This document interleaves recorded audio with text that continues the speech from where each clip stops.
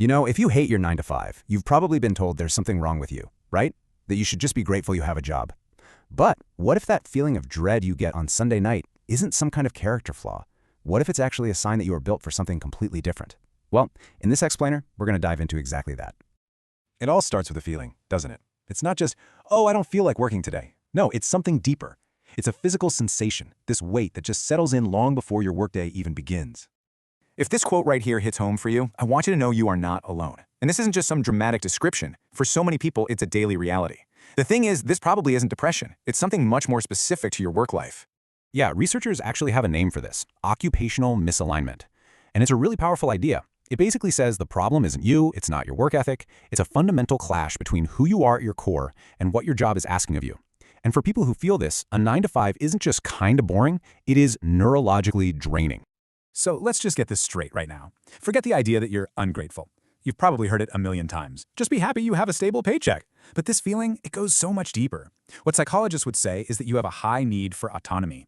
That just means you thrive when you're the one in control, making your own decisions. And that simple fact changes everything.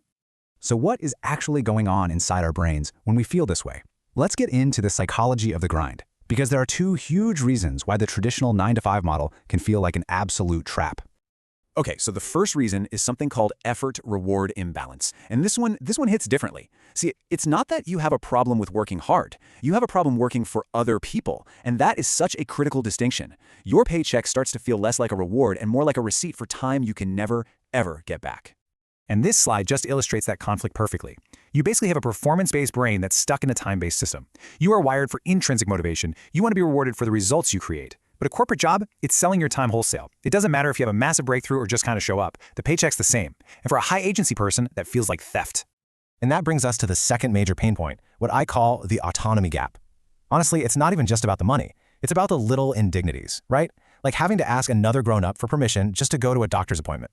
Or having a manager who you know does less work than you, but still gets to tell you how to do your job. That lack of control really matters. And you know what's really wild is that this isn't just a feeling. It has real, measurable, physical consequences. Research from the Journal of Occupational Health Psychology actually shows that having autonomy is a stronger predictor of job satisfaction than your salary. Being micromanaged literally pumps your body full of the stress hormone cortisol and can even increase your risk of cardiovascular disease. This is serious stuff. So, if any of this is resonating with you, it doesn't mean you're difficult to work with. It just means you have what psychologists call a high internal locus of control. All that means is you believe that you are in control of your own life and your own outcomes, and that makes being controlled by other people incredibly frustrating.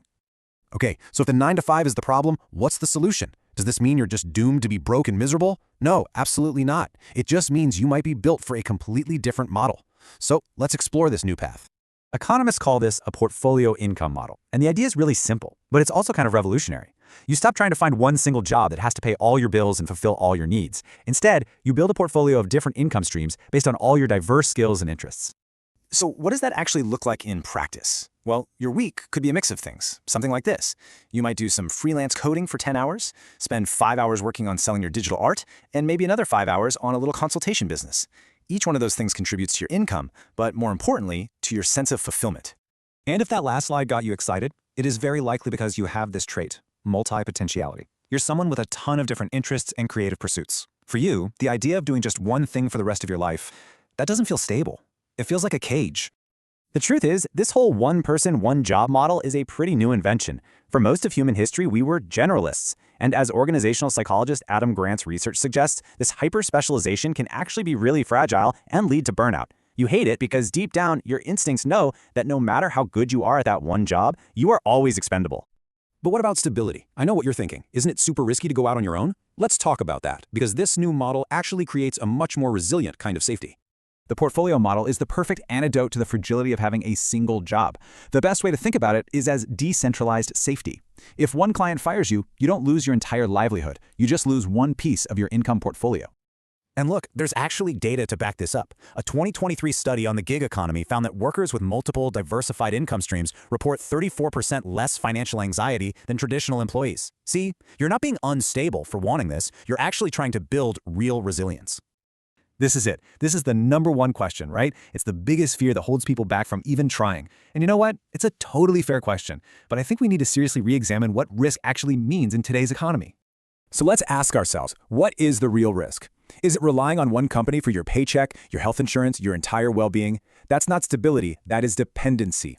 Being the boss of multiple income streams isn't fragile, it's resilient. It's the difference between trying to stand on one leg versus having several to support you. And if you still believe in the myth of the stable job, well, this slide is for you. The Bureau of Labor Statistics shows the average person will have 12 different jobs in their lifetime. So that stable job you have, statistically speaking, it's temporary anyway. The illusion of security is just that, an illusion. So, if all of this is making sense to you, if you're feeling that spark, what do you do now? Look, you don't have to quit your job tomorrow. This whole journey begins with one simple shift in your mindset. Here are your first steps. Number 1, and this is the most important, stop telling yourself you're lazy or ungrateful. Your feelings are valid signals, okay? Step 2, just start small. Pick one interest, just one, and explore how you could maybe earn even a tiny amount from it. The goal of step 3 is so crucial. You have to prove to your own brain that value, and therefore money, can come directly from you. You know, you are tired because you're spending all your energy building someone else's castle instead of your own. So the final question is, are you ready to start building? If you found this valuable and you want to explore more psychological frameworks for building a better life, make sure you subscribe to the YouTube channel Mind Logic so you don't miss what's next. Thanks for watching.